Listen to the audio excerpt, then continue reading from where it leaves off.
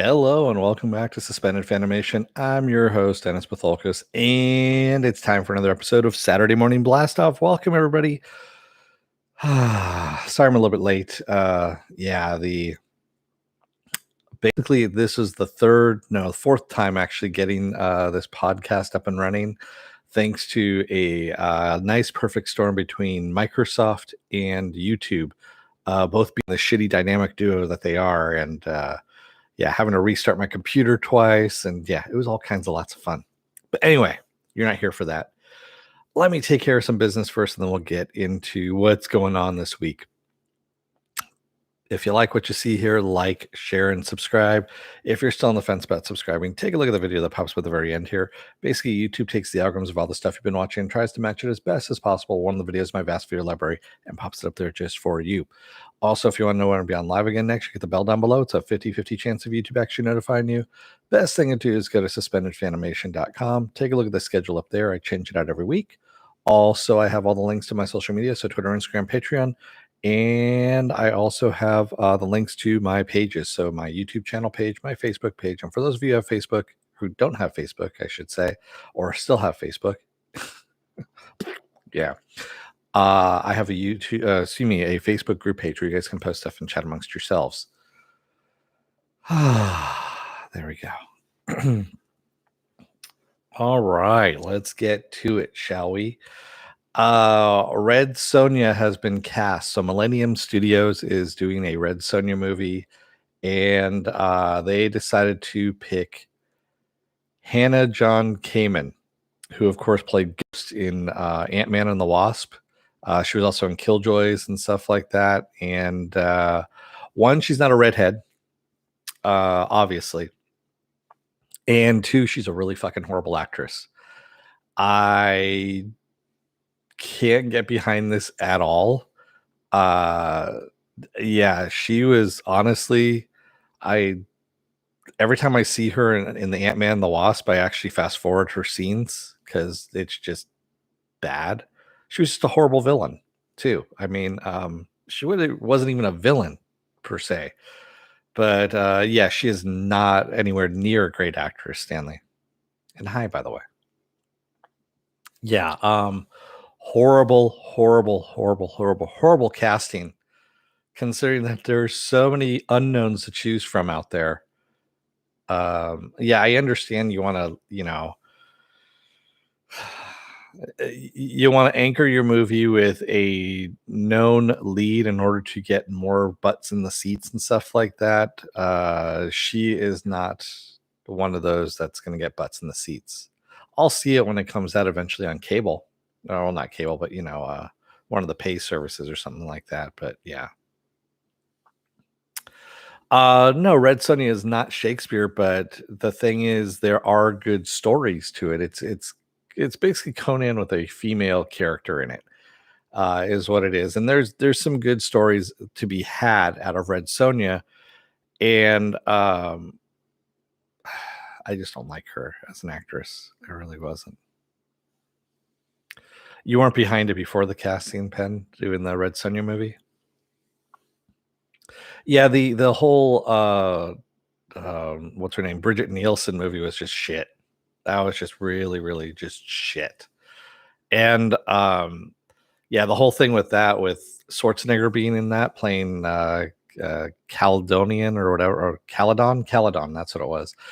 Originally he was supposed to play Conan, but they didn't have the rights to that character for that particular movie, so they changed his name. That's pretty much what they did. Yeah. And Bridget Nielsen was just a horrible actress to begin with. Yeah. I agree with you. She still is a horrible actress. I think she's still acting out there, but ugh. Man, so yeah, not a great thing to go to. Well, we had Jupiter's Legacy that just showed up on Netflix last night, or actually Thursday night, I believe it was, which is the first series, I believe, in the Millar verse, Mark Millar stuff. So, I agree with you, Philip. Red Sonja needs to be a redhead. That is a defining trait. And yes, I agree with you. So I'm not even going to go into the whole race portion of it because I know that other people have gone into the whole racial aspect of it. And I'm just not going to go there. I mean, she's not a redhead. That's all I'm going to say right there. So anyway, going back to Mark Millar, Jupiter's Legacy. So that just came out. I guess it's getting fairly good reviews on Netflix there. So as a result, part of the Millar World deal with Netflix is anything that he was going to be doing that they had first shot at doing a series on. And the first comic that he did with Netflix, he did an actual comic with them, was called the Magic Order, and they were going to do a series on it, like a live action series, and they canceled it. They canceled doing the series. Well, now it's back on again. So who knows? Where we're going to go with this. I know there's other stuff that they're doing of his as well, but yeah. And I'm watching Jupiter's Legacy. I want to say Jupiter Ascending. Yeah, I know, but it's Jupiter's Legacy. And I'll talk about it on Tuesday. Is it worth my time? The first episode was horrible, Stanley. The first episode of Jupiter's Legacy was really fucking horrible. It does get better. Not a lot, really, but it's getting there. I'm on episode 5, I think, right now. Is where I stopped off at. So Nielsen was also not a redhead. Yeah, I know Bridget Nielsen wasn't a redhead, but she's also a terrible fucking actor. I don't even know she was an actress at that point in time. I think she was just Stallone's wife at point. Didn't she marry him or something? Or she was screwing him or something? I don't know. I thought that's how she got into Hollywood, was through Stallone. I should say through Stallone's pants, but yeah, I wasn't going to be that. Well, I already am that crude. There we go. So yeah, I'm interested to see more of Mark Millar's stuff. I want there to be a bit more quality of his stuff. I think he works well with Matthew Vaughn, who did Kick-Ass and Kingsman. He did both Kick-Ass movies. He did both Kingsman movies. He's doing the third Kingsman movie as well. And again, that's all Mark Millar's stuff, which I think Matthew Vaughn gets Mark Millar and vice versa. And that works well together, and it showcases it a lot better than I know Stephen DeKnight is doing the Jupiter Legacy series, which I love Stephen DeKnight, Swamp Thing and other things as well. So he's done a lot of stuff. And yeah, I don't know. I'm not seeing the sparkle is what I'm saying there. Philip Ademic says too many bad hero stories flooding the market. We need heroes to be inspired. I agree. Yes. There was somebody who wrote, I think I read a tweet about that was saying that you just have all these dark hero stories that are coming out now, and there's nothing like truly inspirational. There's no like really good hero stories out there of someone just being a good guy for a change, and Superman and Lois is actually a different story. The one on CW, the CW one, isn't a brooding kind of series, and unfortunately they only did like 3 episodes and took a fucking hiatus until I think the end of this month, which was kind of stupid. I don't know why they just didn't premiere it at the end, the middle of this month, and just start doing it then, but who knows. I'm not a programmer, studio programmer. Otherwise, yeah. The goddamn Frank Miller is responsible. Yeah, no, I don't know about that. I mean, I'd put more of it on Moore. Alan Moore, the Watchmen stuff, but that's just Alan Moore and Frank Miller. They both had something to do with it. They started this whole mess. Excuse me. But yeah. So Dave Bautista thinks that Guardians of the Galaxy 3 is going to be the last outing for Drax. And again, this is Dave Bautista being Dave Bautista. He likes airing some of his laundry that he's doing with behind the scenes with Marvel out in public, trying to garner public opinion to sway the opinion of the studio. So supposedly there was a Drax and Mantis series, Disney Plus series, that was pitched, I believe, to Kevin Feige and Disney Plus. And they're like, no, pass. We're not going to do this. And so as a result, Dave Bautista is now kind of like, well, I think Guardians of the Galaxy 3 is going to be the last time that Drax is going to be on screen, kind of thing. And it's like, probably not. I mean, depending on what your contract is, but if you don't want to play him anymore, that's fine with me. I mean, Drax is the comic relief. I don't see him as being a main character in Guardians of the Galaxy. Sorry, Dave, I doubt you're watching, but if you get word of this, I like him as an actor. I like him as, a regular guy that, every now and then we see snippets of in the news. But the Drax character is really one-dimensional. I mean, one-dimensional. It's not even two-dimensional at that point. It's just one-dimensional.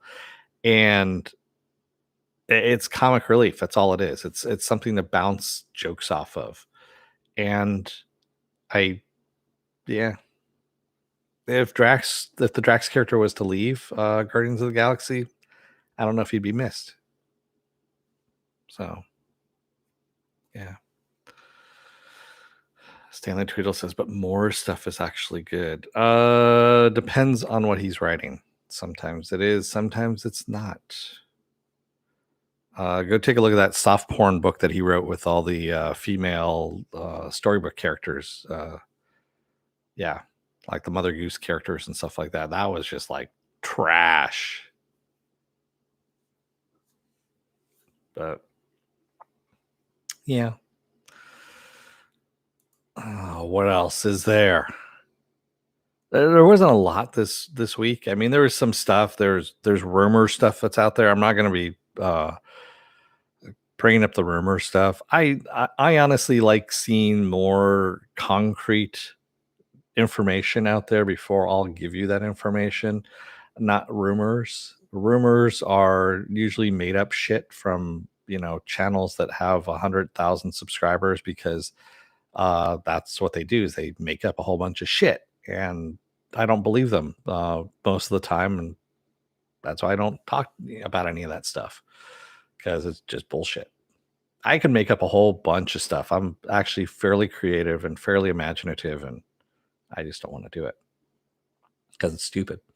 Anyway, John David Washington has signed on to star in Garth Edwards' sci-fi movie called True Love. Now, do we know what that is? We don't. We just know it's a sci-fi movie from Gareth Edwards and starring John David Washington, which I'm going to go and see because John David Washington's in it. I like him as an actor. Again, that's what I want to see. Yeah.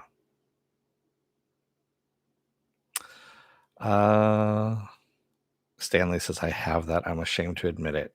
Oh yeah, you have the storybook porn one from More. Yeah. Philip A. Demick says, sadly, Drax is pretty cool in the comics, especially when he teams up with yeah. In the comics, Drax is actually a badass. And in Guardians of the Galaxy, the movies, he's not so much of a badass. He's actually, in the comics, he can actually fight against Thanos and hold his own against Thanos. Not what we saw in the movies.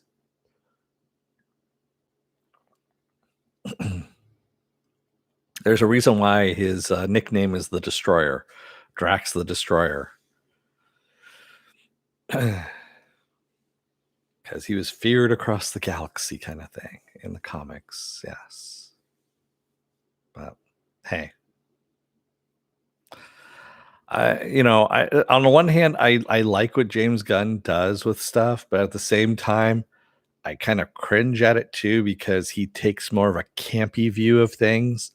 And that's great when you're doing some campy stuff like Well, Suicide Squad that it's coming up, he's going to have Starro as the main villain, which is great because Starro is a campy villain. It's hard to do that without having your tongue firmly implanted in your cheek. And Starro is one of my favorite villains, my favorite DC villains of Golden Age stuff, because it's so ridiculous that it's good. I mean, it really is. And I haven't seen him in live action as of yet, and this is the first time we'll get to see Starro in live action, which is awesome. I mean, we've seen him in animated form, we've seen him in comic form, things like that, but yes, never in live action.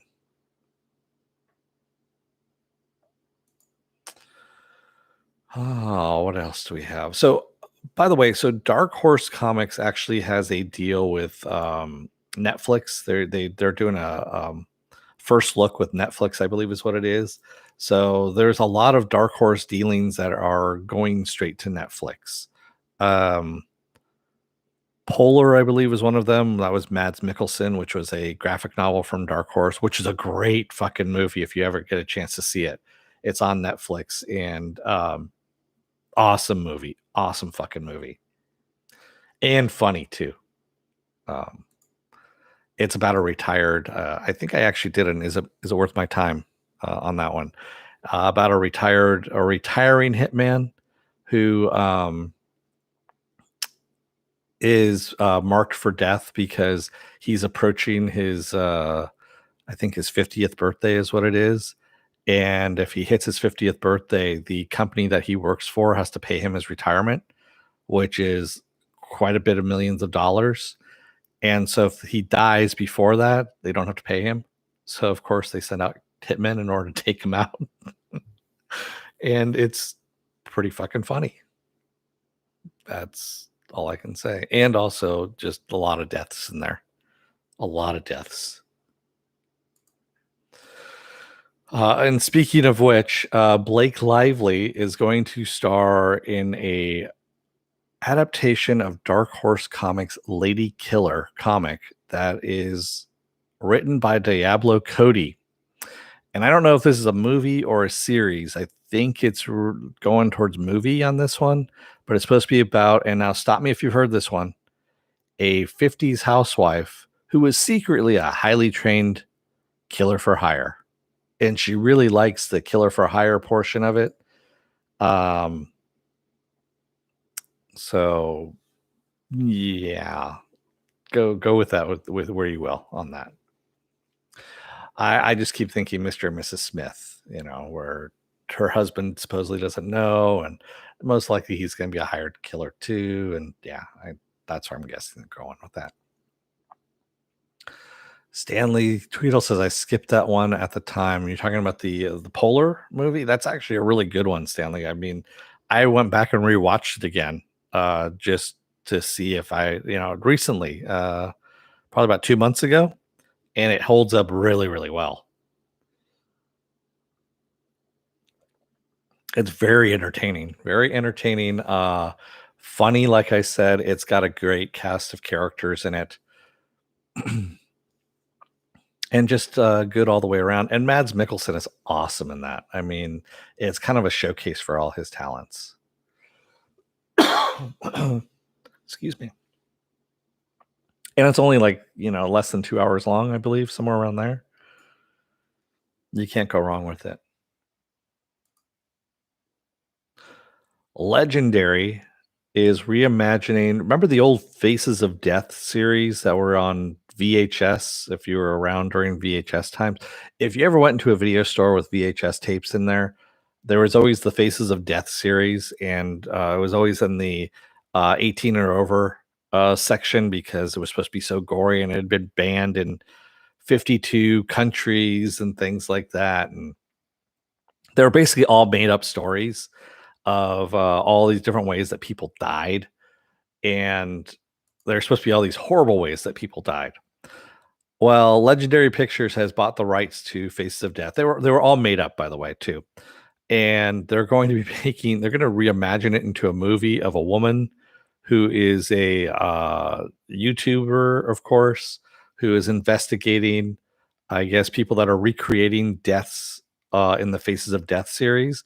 But being that it's a YouTube channel that she is working on, no one knows if this is real or fake. Uh, so that's kind of what the gist of the story is on the movie, and I'm like, okay, I can see how it works in today's world. You're doing the whole real or fake thing, which I've been talking about a little bit earlier here. And then also having someone investigating this, looking into it, and then also involving the different weird deaths and whatnot. And I can kind of see how they're going to reimagine that, but yeah, I don't know. Penn says, wasn't the rumor that the first one had a real death shown? So that was the rumor, Penn. That was going around the schoolyard. I remember when that first came out, that the first one had a real death in it, but it didn't. All of those were all written. And the guy who created it, all the cast and crew members that were in it, that were listed, are actually just him with different names. He made up a whole bunch of different names for himself, doing different jobs within the crew. He made money off of it, that's for sure. And it spawned a whole bunch of knockoffs and things like that too. But yeah, that was a pretty funny story at the time. I remember that always used to be behind the 18 and over counter at the local video stores that I was at. So, along with the porn. But hey, some good news. I know I've said this before in one of the earlier podcasts. The Irregulators has been canceled after one season of Netflix. Way to go, Netflix. You actually did something right for a change. Um, yeah, The Irregulars was a really shitty series. I'm sorry, it really was. And supposedly it was doing fairly well for Netflix and they canceled it. So your guess is as good as mine as to why. Maybe they just kind of looked at it and go, yeah, this is a really shitty show. And they just decided to cancel it, which I would have. Stanley says, yay, I'm glad. Me too, man. I mean, I suffered through that thing. I suffered through that thing greatly. And I'll be the first one to admit I got sucked into to the beginning of it, thinking that it was going to be good. And then when they introduced Sherlock Holmes, or their version of Sherlock Holmes, about halfway through and made him this deadbeat dad drug addict bullshit. Yeah, it was just one of those things you're just like, what the fuck? Yeah. You only did one episode? You're lucky, Stanley. By the end of it, I wanted to punch something. I really did. I wanted to punch a man bun, is what I wanted to punch. With a lot of looking at the clock when you were watching the first episode. Yeah. I'm not surprised. And Penn, you didn't miss anything by not watching it. Don't worry about it. Go back and watch my Is It Worth My Time on it. And I'm sure that I rant and rave about how bad it was throughout that entire thing. Yeah. Oh, sorry. Just need to stretch out the arms there for a second. What else we got going on here? So Stargirl has been renewed for a third season at the CW without the second season even airing as of yet. And also Fu, excuse me, has been renewed at the CW for a second season. So Kung Fu, by the way, I have been watching just because I can't believe how bad it actually is. I've been watching it on the CW app, and I shit you not, they have so many fucking stereotypes in it, and like really bad stereotypes. Her brother in the series is supposed to be gay, right? And he is dating another man. They're at a bar, and how did you show that they're gay? They ordered gigantic fruity drinks. I shit you not, like with a whole bunch of fruit on top and all this stuff. Everyone else in the bar is drinking regular drinks except for the two gay men, and they have these gigantic fruity drinks that they're drinking. Um, oh my god. And then, I mean, there's just also the racial stereotypes too. The parents own a Chinese restaurant, and there's shit that is broken, like equipment that's broken in the back there, that they are just too cheap to fix, kind of thing. I mean, literally, these stereotypes run rampant throughout this fucking series. And I actually watched her drop fucking food on the floor, pick it up, and put it back in the tray that she was. Yeah, it was. Oh my god, man. Yeah. Man. Philip Ademic says this is gonna be really good or bad if they make it where the original movie deaths are fake script. A lot of copycats are real. Okay. It depends, Philip. I mean, it really does. Going back to the whole faces of death thing. Do they learn a lot from fortune cookies? No, but her dead master keeps showing up to give her pearls of wisdom that supposedly she remembers, only now. It all makes sense now. Kind of. I mean, dude, it is the worst series. If you want to see how not to make a racist series, I mean, it's racist. Is really what it is. It's racist. It's yeah. I'm surprised. Like the LGBTQT. I'm sorry. LGBTQ. There we go. Community has not come up in arms about this whole series. Not to mention the ACLU as well, because of just the fucking stereotypes, man. It's it's blatant. I mean, just blatant. I'm saying this as a white person, watching this thing going, holy fuck, man. Yeah, it's bad. Penn says we're talking about how bad the regulars was. I'm talking about how bad a lot of things are. It's my normal stuff. Yeah. Penn, you did watch the Is It Worth My Time, and that's why you skipped it. Okay, I see how it goes. Um, Now for those of you across the pond there, you may have seen a series that got released over there called Intergalactic. Well, Peacock over here on this side of the pond has decided that they're going to release that on Peacock on May 13th. And so Intergalactic is supposed to be about a woman who is incarcerated. It's in the future. She's a cop. Stop me if you've heard this one before. Oh man, but yeah. So written by the award-winning showrunner Julie Geary, the series tells the story of a fearless young cop and galactic pilot, Ash Harper, who has her glittering career ripped away from her after being wrongly convicted of a treasonous crime and exiled to a distant prison colony. But on the way there, Ash's fellow convicts stage a mutiny and seize control of their prison transfer ship.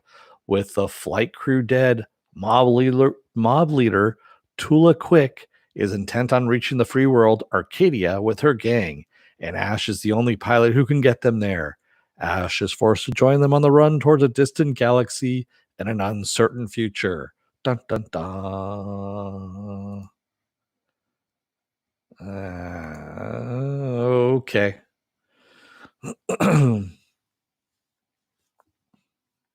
It's not compelling me to watch it. Quite honestly, it's there. Warrior is awesome. I don't know why you guys stopped watching it. I watched all of. I think I binged all of season 2. Fuck, I think I almost watched 8 hours straight. Yeah, essentially that's what it is, Stanley Tweedle. It's Con Air in space. You got it right. It's Con Air in space, but with British accents. And now I'm not going to do a British accent because I'm just going to murder it, and then people are going to go, "Why are you making fun of the British people?" And I don't know, because we won the revolution on that one. That could be it. Yeah. And the final thing I've got for today, and this is actually some pretty good news. Muppets Haunted Mansion has been announced as a special on Disney Plus which is going to be released, of course, closer to Halloween. We don't have a release date as of yet. That actually looks like it's going to be a lot of fun. So this is, of course, we're at the halfway mark between to Halloween. Halfway through the year, and they've decided that Disney Plus has decided, I should say, that they're going to use the Muppets and promote the Haunted Mansion kind of thing. And I believe they're going to do the same thing at Disneyland. They're going to take Haunted Mansion and dress it up kind of Muppet wise. They do themes every Halloween at Disneyland, and it sounds like that's probably what they're going to do this year. Is they're going to do Muppets, which should be a lot of fun. By the way, I'm going to Disneyland too this month. They reopened it to California residents only, and they're only at 25% capacity. So I'm just like, yeah. So that's why I'm going. And I'm fully vaccinated and everything. So, and I also am going to be wearing my mask the entire time. Uh, but yeah, there's stuff I wanted to do before it closed down and didn't get a chance to do it. So, yeah. And I heard, what was it? I just heard because they opened up on April 30th, I believe is what it was. And usually when you go into Haunted Mansion at Disneyland, you ride the elevator, and the elevator is it's the famous elevator. You get into the room, and the wall stretches and goes up, and all that. That's the elevator getting into the main room, and then you get on board the little cars and whatnot, and you get traveled around the mansion. Supposedly what they've been doing for some groups is cast members will be off. Cast members are the people that work at Disneyland, by the way. They are off to the side, taking groups of people and going, hey, do you want to skip the elevator portion? And people are like, yeah. And they take you through the emergency exit portion, which is also decked out into the haunted mansion stuff. And you skip the elevator portion and go straight to the ride. But you get to see kind of the back end of the haunted mansion that no one really gets to see unless you work there. I believe the same thing is going on with some smuggler run stuff too. They were doing that at Disney World over in Florida as well, in order to move people through the ride quicker. Same thing with Rise of the Resistance, because supposedly there's a beginning portion of Rise of the Resistance where you go in and there's like almost like a show, if you will, and then you get on board the shuttle and you do your little thing. While supposedly they're skipping the show and just going straight to the shuttle portion. Raymond K. Hessel says so it'd be like Galaxy's Edge before the Rona. Galaxy's Edge was actually fairly crowded, Raymond. I was there before. I was there in November, right before coronavirus. I was going to go back in February. That was when I was living in Southern California and I had a SoCal pass. And that's when I got swine flu. And then the week afterwards, I got pneumonia. So, and then of course it closed down for, COVID-19. But I went on a Wednesday, I want to say. I went with Feisty Fan, actually. And it had rained the night before. I mean, like hard rain, so people weren't going in. And it was empty. The entire park was empty. I mean, we got on Pirates of the Caribbean with a 5-minute wait. And that was the middle of the day. We're like, what do you want to do now? Because we were spending all our time in Star Wars land, as we call it.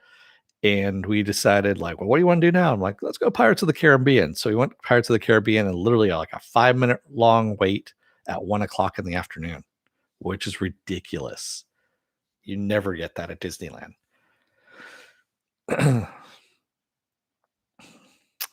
Penn says, I have watched a lot of crap in my day. I usually don't regret it. I felt compelled to finish American Gods because I really liked season 1, and they picked up a book storyline. The ending was awful. Well, we don't have to worry about it anymore. I think it's canceled, if I remember correctly, and some of the stuff. Yeah, it has been canceled. So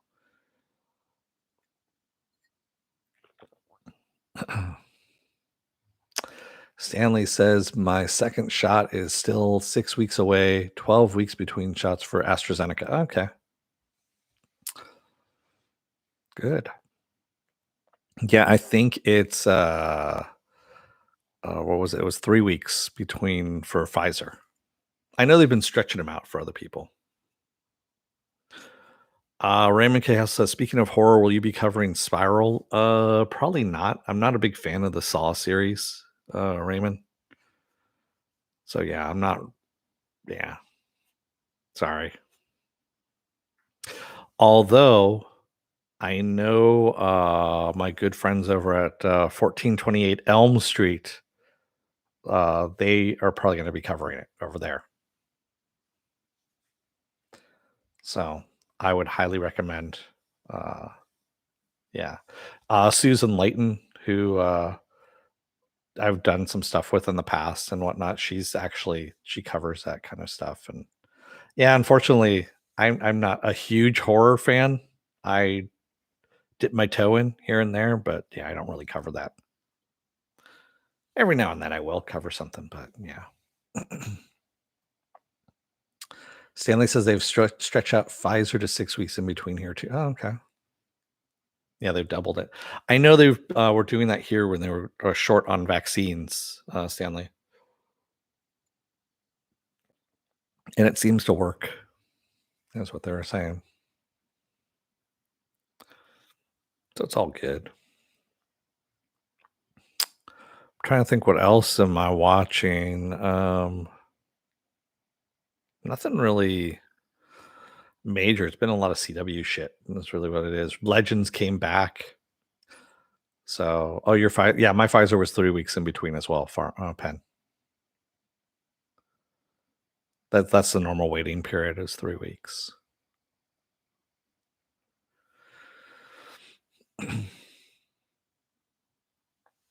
Yeah, I just knew that because I had to look up what my dates were because I had to. Uh, so at work, where I work at, we have a daily check is what we do. If you're going to be working, on site. And one of the things they have is now they just added it in is if you're vaccinated or not, because that's going to be a requirement come fall. Yeah. Vera Magisha says, I got mine 6 weeks and a day and got my annual work physical, which includes blood work. It showed that the vaccine worked. Nice. And hey, Vera Magisha, how's it going? Stanley says, looking forward to Castlevania and Love, Death, and Robot next week. That's right. So I keep forgetting to put both of those on the calendar, on the schedule of stuff. I see it, and then I just haven't gotten a chance to put it on the schedule when I come home. Hey, word 789. Yes, words. I'm watching Jupiter's Legacy, and I will be covering that on Tuesday. I'm about midway through. Have you watched Lupin on Netflix? I have, Joe Career, and it's awesome. I'm waiting for the part two of Lupin to show up. I had forgotten all about that series, the animated series, and then having it become a live action series. It's just so good. It's actually really, really good. Raymond K. Hassel says, I wanted to ask this on the Invincible finale. I'm only familiar with Robert Kirkman from the Walking Dead comic, but he loves to take characters we despise and redeeming them over several arcs. Yes, he does. He really does.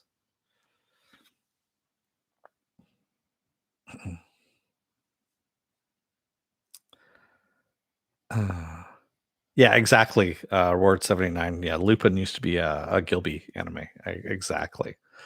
Um, from the 70s, I want to say, or 80s. I remember playing the video game. That's so there was a Lupin video game that came out, kind of like Dragon's Lair, where you had the gigantic laser disc inside, and the poorly timed joystick where they flash an area that you're supposed to go to, and you're like, God damn it, move to the right, and of course you end up dying. I remember playing that one.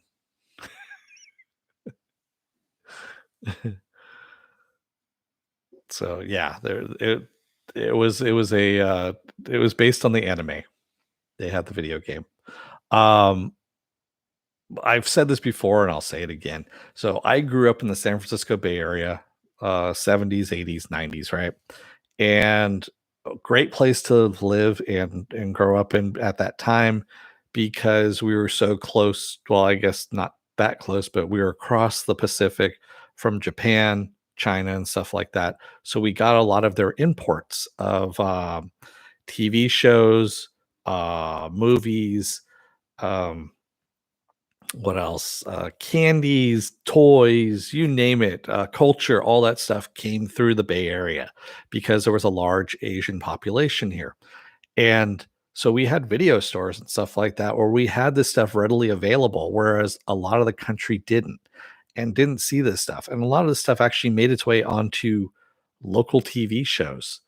I've talked about watching the old giant robot series or the Japanese series from the 60s, 70s, and even 80s, like Ultraman. And I can't remember the name of the robot family, the three robots and all that stuff. That actually was on regular, like local TV when we came home from school in the afternoon. And this is stuff that I grew up with. And that's how I got indoctrinated, I guess you can say, into it or introduced to it. And that's why I love all this stuff and why I've seen all this stuff. And probably what makes up a good portion of who I am. Stanley says, Arsene Lupin is originally a literary figure. Yes. Yes. There should be books. They mention it actually in the show. I remember Stanley. Yeah. It was French. It was a French book, French novel series. Well, the show is actually originally it's shot in French, if I remember correctly. It's been a while since I saw part one, and I watched a whole bunch of stuff in between there.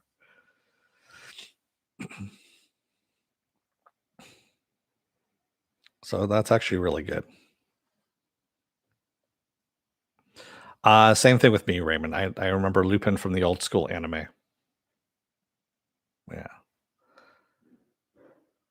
Oh, somebody's moving outside. So Stanley Tweedle says, yes, I think so. That's why I didn't watch it. Oh, okay. It's dubbed on Netflix. It's dubbed in English and also has English subtitles if you want to just do the do the subtitle version and watch it in the original French. Either way. I actually do it with the English dubbed and the English subtitles. I don't know what Al Bundy said about the French, Stanley. Although I could probably imagine.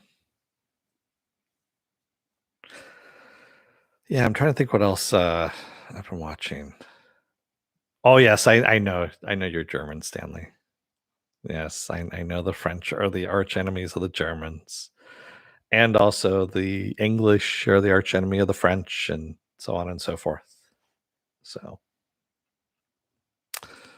yeah, I was rewatching Monty Python's The Holy Grail, which is on Netflix right now. And I think I own it someplace on DVD here as well, but I saw it on Netflix. I figured, fuck, I'll watch it. And I always love the whole thing. You silly kniggets. It's supposed to be knights, of course, when you got the French there. They just say, for the longest time when I was a kid, I didn't know what they were saying. You know, the kniggets. I'm like, what the fuck is that? And then I realized it was knights, but they were doing it phonetically. And yeah, it just made me laugh once I realized what it was. I think I first saw that movie. Oh, I want to say it must have been like 10 or 11 when I first saw Monty Python's Holy Grail. So, their arch enemies, is it because they both produce prolific mathematicians? Yeah. The Trojan Bunny. Yes, I love the Trojan Bunny as well. Fèche lavage. What? Fèche lavage. That was one of the jokes that went around in high school. It was between all the geeks, when someone was annoying you, fetchy lavage. What? Which, of course, is get the cow. And the holy hand grenade of Antioch, yes. Pull the pin and count to 3. 1 does not go past 3 and do not go to 5. Oh, that's a good movie. It really is. I mean, Monty Python, you probably see it. There is a book, I believe it's right. Yep, that's it right there. So right on the side of Baby Yoda right here, that is Monty Python's Flying Circus, all the words. So every single episode of Monty Python's Flying Circus is in that book of all the episodes. Applecross says in Old English, it was actually pronounced Nix, which is why the K is there. Ah, okay. Good to know the etymology of words. So Raymond K. Hessel says that death question I asked you was from Monty Python's The Meaning of Life, where the guys get. Oh yes, this man is about to die. He has chosen his method of execution. It's just a flesh wound. Come back, I'll bite your ankles. It's got big, nasty fangs. All kinds of. Yes, there are so many good lines in that movie that are so quotable.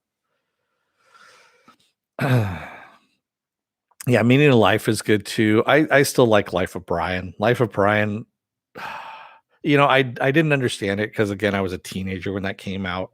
And then watching it now as an adult, you get such a different perspective on it. And it's just genius. It really is a genius movie that they did. Also, another little known movie that was highly influenced by Monty Python and has some of the Monty Python members in it, Yellowbeard. Yellowbeard also has Cheech and Chong in it, Madeline Kahn, Peter Boyle. Um, yeah, it's Graham Chapman, of course, plays Yellowbeard. I think that was one of his last roles. Marty Feldman's in that, and that's also another favorite of mine too. Um, and yeah, and Galahad going to the church, or was it the convent with all the naughty girls? Oh, good God! She put on the Grail lantern again. Yes, Eric the Viking. Eric the Vikings is also another favorite of mine too, and Time Bandits. Yes. Um, and a little bit of the peril. Can't I have just a little bit of the peril? Yes. What have the Romans ever done? Yeah. Blessed are the cheesemakers. What's so special about them? Having them all the way in the back so they can't hear what Jesus is saying. Blessed are the cheesemakers. What's so special about them? And then the whole argument about Big Nose. Oh, fuck. That was just good. And there's a lot of male nudity in Life of Brian. There really is. And that almost got them an X rating because of the male nudity in it. The female nudity, not a problem.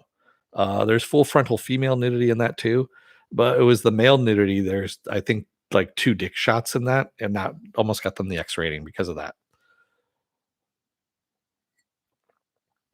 Yeah. Yes, Baron Munchausen's great too. That's a good movie. Raymond K.S. says, "How good is always look? Yeah, always look on the bright side of life." Da-da, da-da, da-da, da-da. Yeah, my so Vera Magisha, the job I left recently, that would be one of the songs I would sing to myself on the way home on a particularly bad day.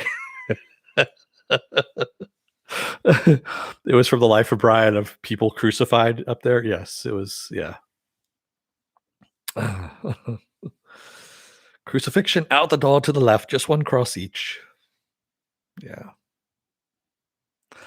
Apple Crow says funny set story was that Terry Jones was the director and had to direct the same scene he was totally nude in. That must have been interesting because completely nude and you're trying to direct the scene at the same time. Yeah. Hmm. Yeah. Yeah, I used to have a couple of songs that going into work and coming out of work from the previous job that I was at because it was just so fucking horrible. Verma says, on the days that I pestered you to death, you'd sing. No, no, no. So was it going to leaving work would be, either always look on the bright side of life, flogging Molly's "Fuck You, I'm Drunk," um, and also flogging Molly's "Worst Day Since Yesterday." Those would be the songs coming home. Going into work, "Highway to Hell" was one of them. That would also be going away from work too, because where I lived at the time was like in the summertime it'd be over 100 degrees 3 months out of the year, so that was pretty applicable. Yeah, there's other stuff too. Yeah, he was in the pit that he had to keep climbing in and out of for Terry Gilliam. Oh my god. Yeah. Suddenly the animator got a heart attack and died, and they rejoiced. Yay. Oh my god. Yes, I could talk a lot about Monty Python. And the cartoon peril was no more, and they rejoiced. Yay. Yeah. I know I have Meaning of Life up there. So Monty Python's Meaning of Life, by the way, the whole fishy fish portion of it with the fish-eyed lens thing going on, that's about midway through the movie. If you have surround sound system, I highly recommend you watch it. It's the trippiest fucking thing ever, because even though it was before surround sound, it was only in stereo at the time, but whoever redid the sound when they put it back out in surround, they actually put it to different channels in the speakers. So when you have people yelling out the questions and stuff like that, it's coming out of different speakers all around you. And it's very, very trippy and very, very funny at the same time and creepy. So, yeah. And now for something completely different. All right. What do you want to talk about now?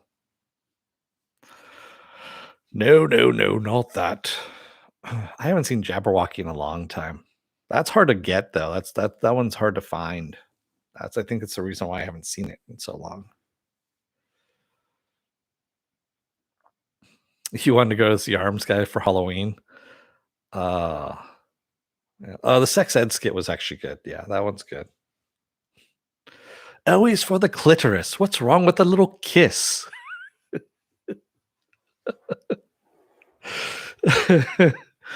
Oh, that one's just funny. Yeah. When the teacher and his wife are just having small talk as they're getting undressed, getting ready to have sex in front of the schoolboys. It's fucking wrong, but it's funny at the same time. They had a lot of really good stuff. They really did. The Ministry of Funny Walks, of course, and yeah, good stuff. You're I was born Catholic. Yeah, we're Protestant. I can march on down to the pharmacy and say, "Give me a condom."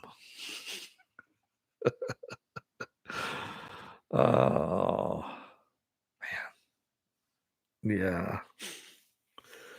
And I do remember when that movie came out, The Meaning of Life in the theaters, and the Catholic Church condemned it because of the "Every Sperm is Sacred" song.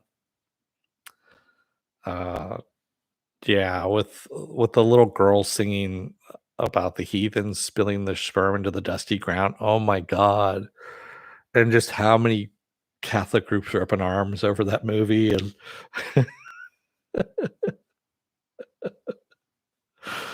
oh, it was beautiful. Yeah, some funny shit. So, I just realized this camera, so I'm using an older camera, but it's also a 1080p camera, but I just realized that it's focused on me, but it kind of blurs the background just a tad. So I may need to switch out cameras. I want something that's a little more flat, so everything is in focus, I guess you could say. Sorry, I'm talking a little technical stuff here. I can actually see that now that I've got the big screen in front of me. Every life is sacred. Let's have a religious war to prove it. Exactly. I think my favorite scene from Holy Grail is the collective when when King Arthur comes across the collective. You, who is your lord and master? Well, we're more of a collective. And that whole argument about that just it's so British, but also just so fucking funny too. Again, shallow focus is very artistic. It is. But I need to change that. Especially if I want, stuff to be I want people to see stuff behind me too, not just have it out of focus. I'll fuck with it later at some point. Ooh, look at that. See, I can just trying to get to do it on its own, but no, it's not going to do it. Whoever's going to be watching this video later on is just going to go, "What the fuck is he doing?" I don't know. I'm just winging it at this point. Um, Philip Ademic says when they released the Flying Circus anniversary set, they tried to cancel it for being homophobic.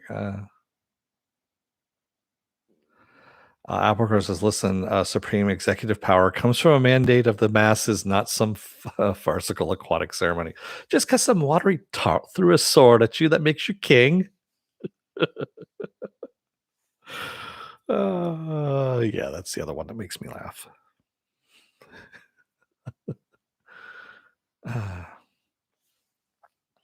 Yeah. All right. Well, Ray McCass says, "Someone, if someone only made a montage of all the times you complained about your camera, I know, really, there probably would be a good like 5, 10, it'd probably be about 15 minutes worth of me just bitching about my camera." Yeah. Yes, it was a little bit weak, Stanley, but there's a design to that. And I talked about it in the episode 2 review. I'm just glad there's more Star Wars and that's more Filoni Star Wars, quite honestly. I'll take a weak episode over something from Rian Johnson or JJ Abrams, who I guess is doing now DC movies.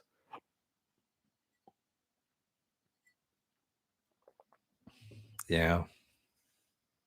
I'm not looking forward to JJ Abrams DC universe movies, although I am glad that they are getting rid of Zack Snyder's version of DC universe or the Murderverse that he put together. He shouldn't be allowed near any franchises. Neither him nor J.J. Abrams nor Damon Lindelof. These are people that should be banned from actually established franchises.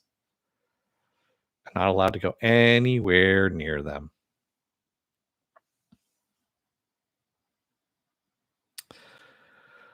They are not. They are adopted. They even say it in the episode Applecrow. Yeah. They're his adopted kids. I think if I remember correctly that all clones are they don't really kind of out and out say it, but I think all the clone troopers are all sterile. Yeah. Raymond says, "You think he'll ever get Tarantino's Star Trek in about 10 years?" He makes one movie every 10 years. By then, Chris Pine should be collecting Social Security. So, yeah, that's about right.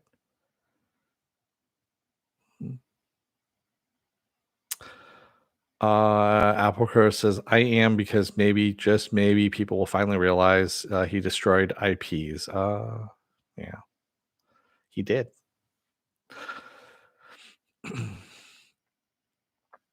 They have human ears? I don't remember seeing that. I didn't see human ears on them. I need to go back and take a look. I don't know. When did Hateful Eight come out? Yeah, Hateful Eight came out in was it 2017? When the fuck did that come out now? I think Hateful Eight was the last Quentin Tarantino movie. that came out. Now, of course, I got to take a look at it. So,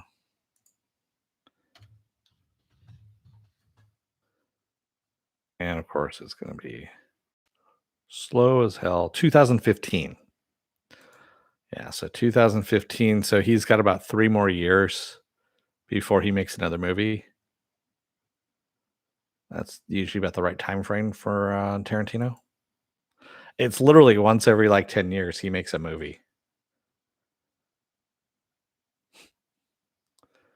I take that back. In the 90s, he was a lot more prolific. I mean, it was Reservoir Dogs, Pulp Fiction, and From Dusk Till Dawn. Well, he was the writer from Dusk Till Dawn, but still.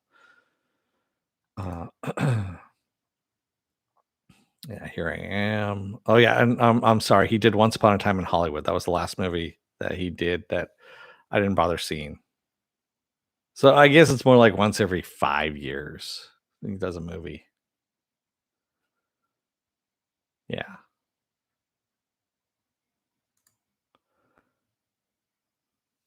hmm yeah, Raymond. I forgot about Once Upon a Time in Hollywood because it was a pile of shit. That whole thing with Bruce Lee just pisses me off to this day still. But hey, uh, he has 9 movies, so he's at least 90, close to it. You watched Not Quite Hollywood a couple of weeks ago. Yeah. Quentin Tarantino suffers from uh editor missiness is what it is. He needs an editor very, very badly. Someone who's willing to tell him that your shit does not need to be 3 hours long. Because a lot of his dialogue is not as witty as it was in the 90s. Sorry to say. I was one of those people that was never really impressed by Tarantino. I know a lot of people were in the time. So going back to the 90s, okay.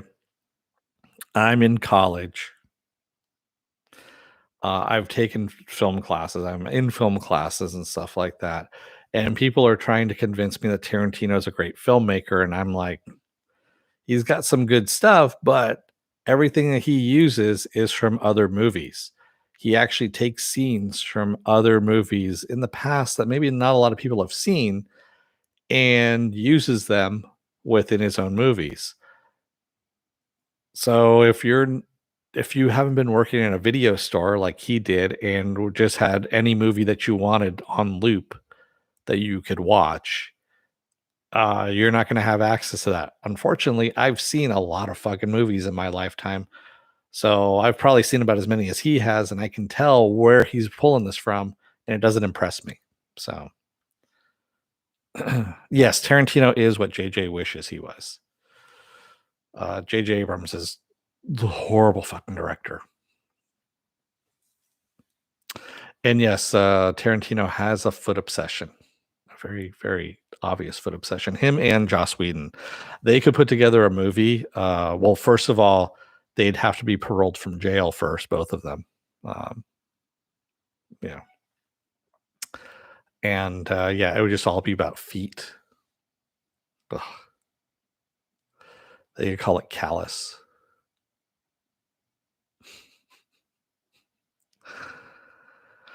I'm going through the comments here. Stanley Twiddle says he is not so bad, but he is kind of a collage artist. Yeah, he is a collage artist. And also, he just doesn't know when to edit his shit down. He really doesn't. Hateful Eight, good God, man. Getting through that movie was like a pack a sack lunch. You know what? As a matter of fact, pack a tent, a sleeping bag, pretend that you're going to go camping for the next week because that's what you're going to be doing when you're watching that movie.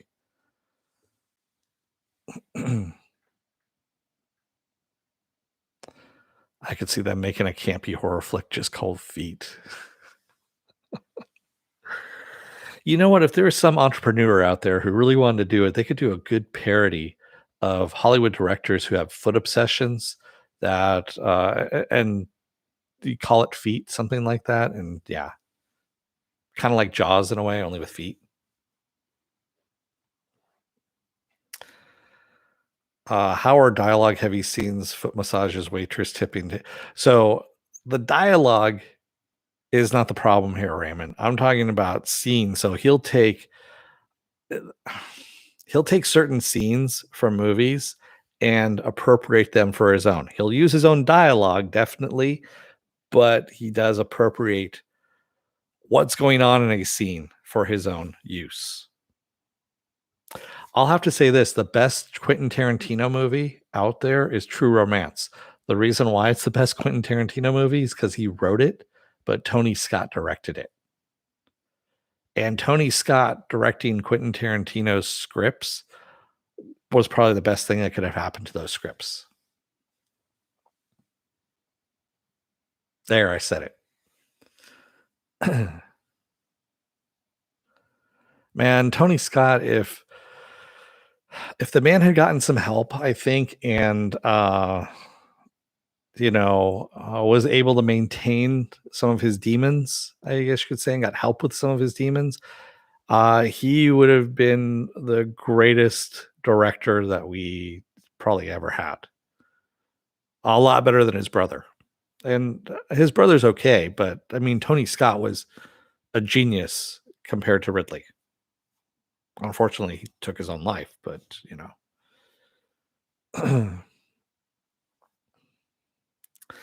Philip A. Demick says Joe Rogan said that actually happened, just not the way Tarantino portrayed it.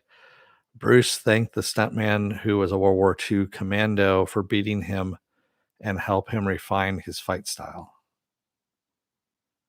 Yeah, I don't believe that. Yeah.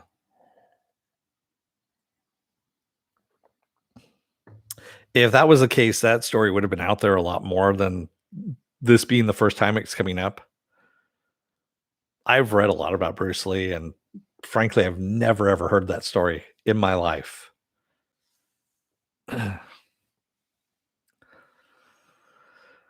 Raymond says, that's the one where Oldman plays a Jamaican gangster. Yeah, it is. That's the one where, with Christian Slater and Patricia Arquette.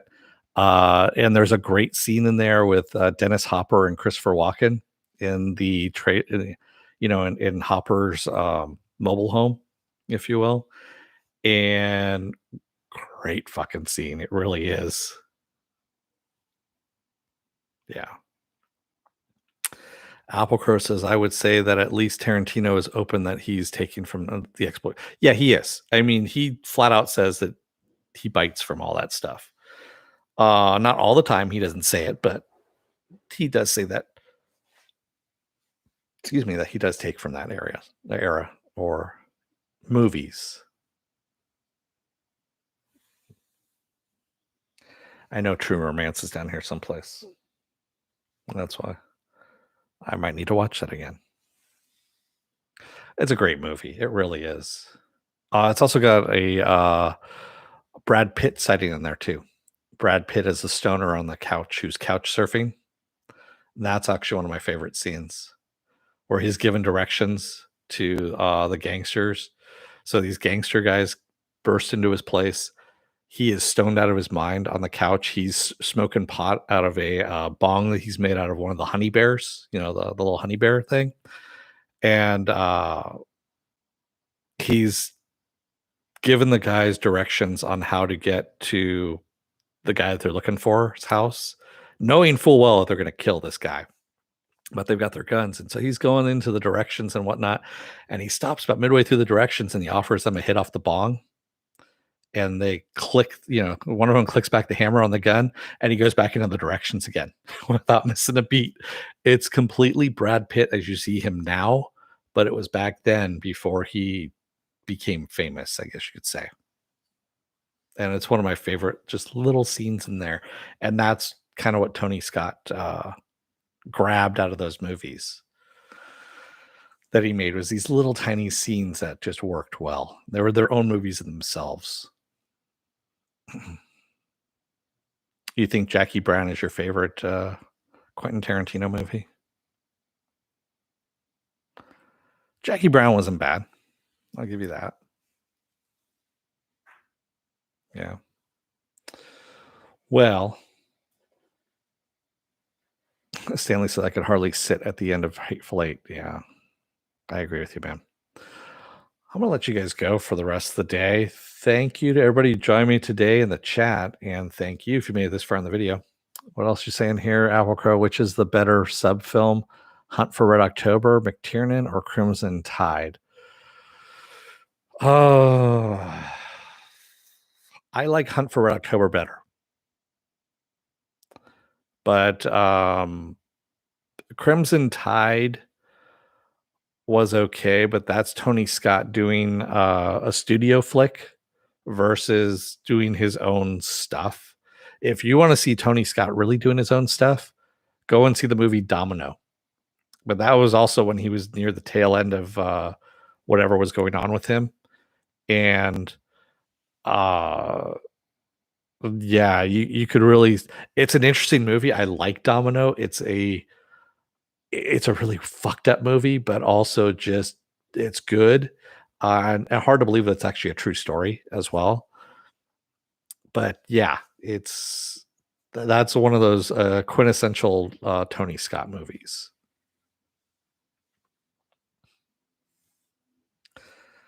Have I ever seen Gray Lady Down? Yeah, I did a long time ago. Long time ago.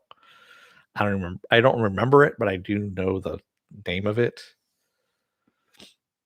So Penn, there was a time, like I said, when I was going through my film school phase, I guess you could say, and I would take film appreciation classes or film. Basically, you're breaking down film classes, and that's all we did was we would watch like 2 movies every class. And I'm thinking we're doing 3 classes a week, is what it was. Yeah, and I took that class probably like 4 times, and there was different themes sometimes to the to the classes.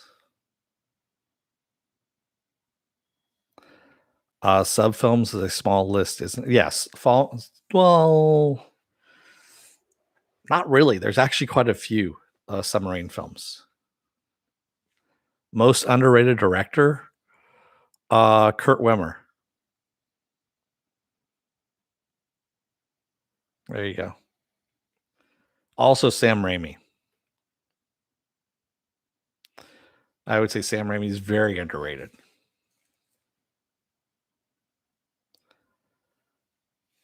But Kurt Wimmer is definitely an underrated director. Also, Doug Liman. Doug Liman is highly underrated director.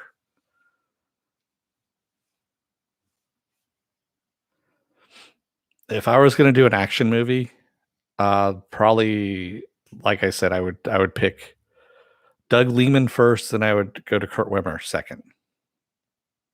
Yeah. Do you serve only one, Stanley? uh oh, did you serve on one? Oh, that's what she asked. I thought you were asking me if I. Uh,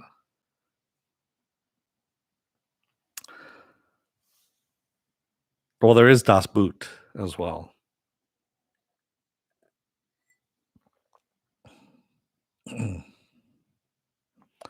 Das Boot being one of the best sub. Well, it's not. Yeah, it's one of the best movies, I should say.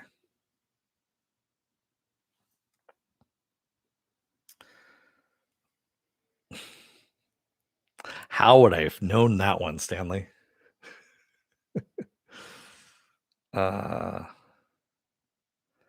Raymond says, don't know who they are. Can you spell for my list, please?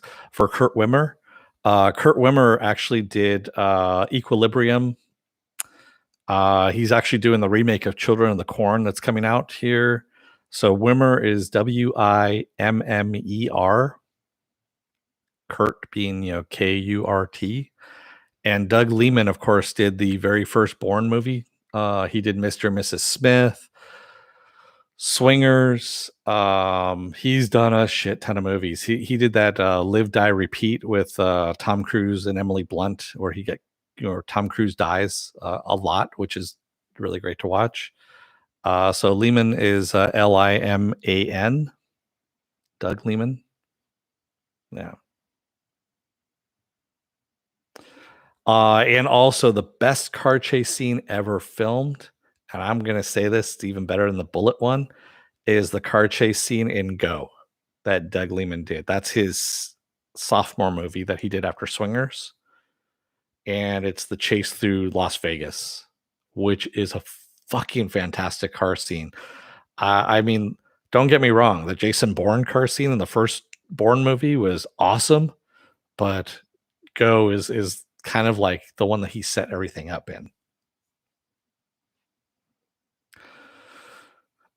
No, Ronin is nowhere near the best. That movie, no one talks about that shit anymore. I mean, no one remembers it because it's a horrible movie, Ronin. Did I watch the 3H version? AC is okay. Yeah, I know you think so. Ronin is a movie that was in search of a beginning and an end. It's a good middle of a movie, but it has no beginning to it and it has no end to it.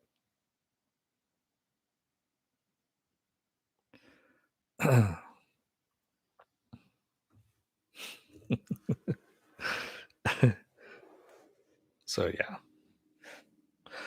Apple says, funny thing is the writer of Ronin also wrote my second most hated movie. What was that? Who wrote that movie anyway? See, now you make me look things up, which is. I was just about to say goodbye too, and everything. I was all wound up to do all that, and now, of course, like I said, no one remembers that movie, Ronin. Even IMDb is having problems bringing it up because it has to search the database. I think they need to go back to the paper files. 1998. That's how far back that goes. JD Zyke. I don't even know who JD Zyke is.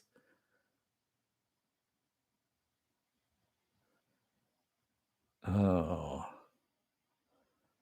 Oh, wow. He wrote some bad movies.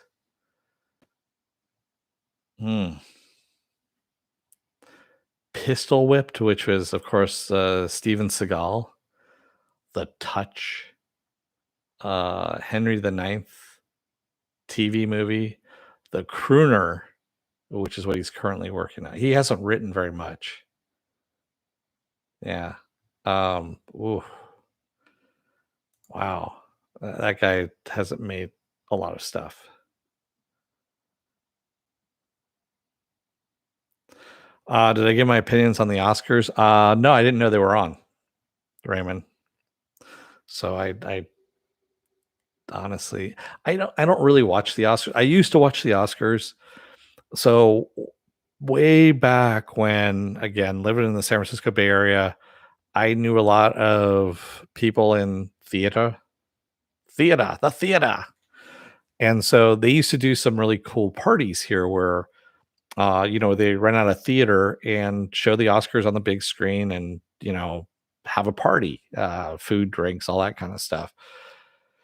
And I go to a couple of those. Those are actually fun. But people they were a little too much into it kind of thing. Like they had a personal stake in it when they didn't. And yeah, I mean, quite honestly, there's too many award shows now. There really is. There's too many award shows for everything. And I don't think I don't feel that the Oscars have enough weight anymore, shall we say, because there's so many awards now. Golden Globes, Emmys, Razzies, this, that. So yeah, it just kind of loses its luster. Yeah. Apple Crow says David Mamet did screen touch-ups on Ronin and he directed Spanish Prisoner. Okay.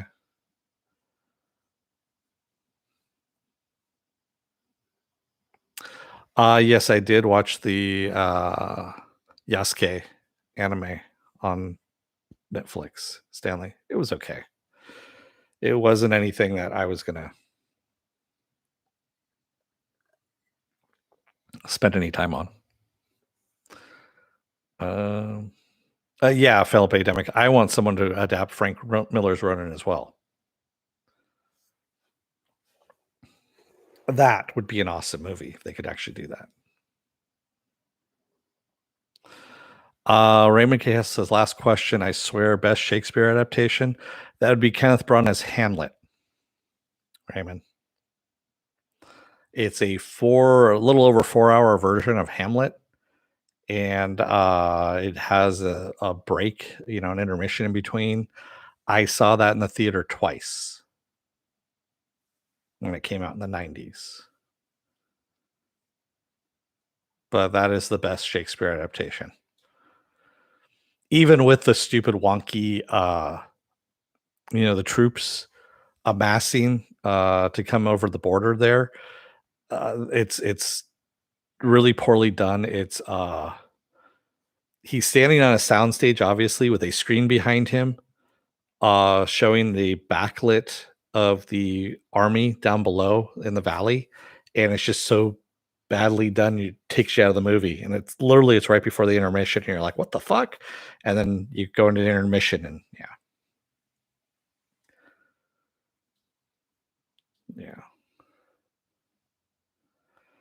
yeah, Yasuke wasn't anywhere near historical. I mean, come on, you had a fucking robot in it from in the 1700s. Yeah. Hey, thanks, Raymond. You don't need to give me money every single time, man. I get money off the ads.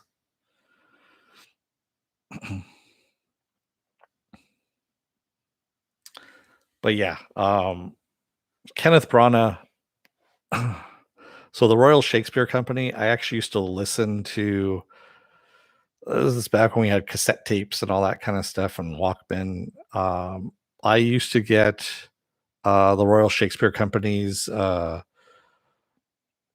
renditions of certain Shakespearean plays, and of course have them on cassette and just pop them in and listen to them.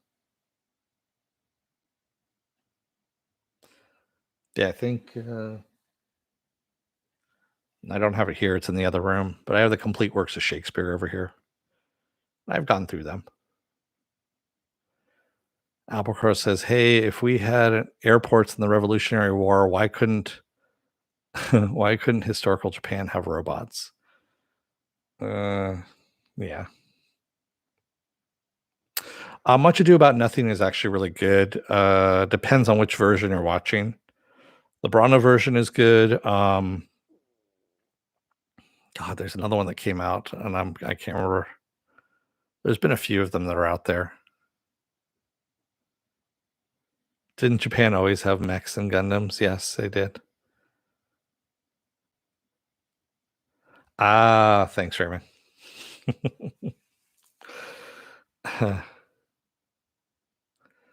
Yeah, I mean, there for a while there, Branagh was actually doing a lot of Shakespearean movies that he was putting out there, and but that was his best one was Hamlet. It really was, because that's the whole stage play. I mean, that's the whole Megillah from beginning to end, and it's really good. They did a really good job on it, and everyone's performance in it is very well done. I'm trying to think if there's any other good Shakespearean movies out there. I wouldn't even recommend Mel Gibson's Hamlet because that's fucking horrible. Yeah.